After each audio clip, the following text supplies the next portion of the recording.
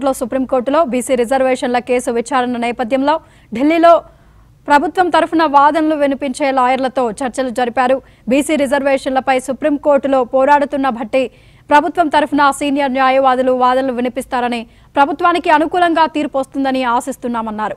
42% రిజర్వేషన్లకు అన్ని పార్టీలు మద్దతిచ్చాయని, ప్రభుత్వానికి అనుకూలంగా తీర్పు వస్తుందని ఆశిస్తున్నామన్నారు భట్టి విక్రమార్క.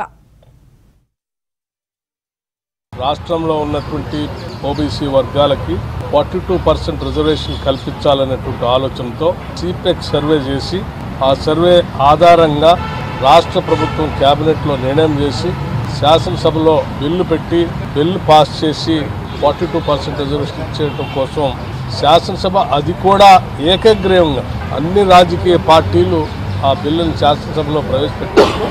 ఏకగ్రీవంగా అందరూ ఒప్పుకున్న విషయం కూడా మీ అందరికీ తెలిసిందే.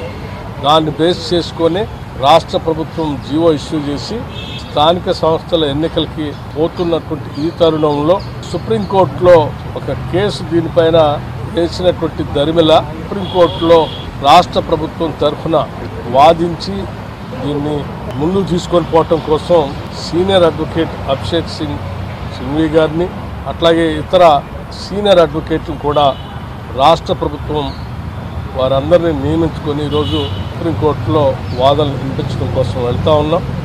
తప్పనిసరిగా మా అందరికీ నమ్మకం ఉంది. ఎందుకంటే న్యాయస్థానాలు గతంలో చెప్పినప్పుడు కూడా ఇందిరా సహాని 9192లో ఎంపిరికల్ డాటా ఉంటే దాన్ని బేస్ చేసుకొని రిజర్వేషన్ చేసుకోవచ్చు అనేటువంటి ఆలోచన కూడా ఆ రోజు ఆ తీర్పులో మనం గమనిస్తాం.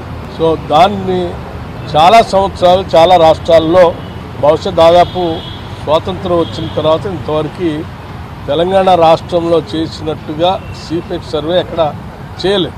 ఆ ఎంపిరికల్ డాటా లేకపోబట్టే ఆ 50% క్యాప్లో ఉంచడం జరిగింది. కానీ ఈరోజు తెలంగాణ రాష్ట్ర ప్రభుత్వం చాలా స్పష్టంగా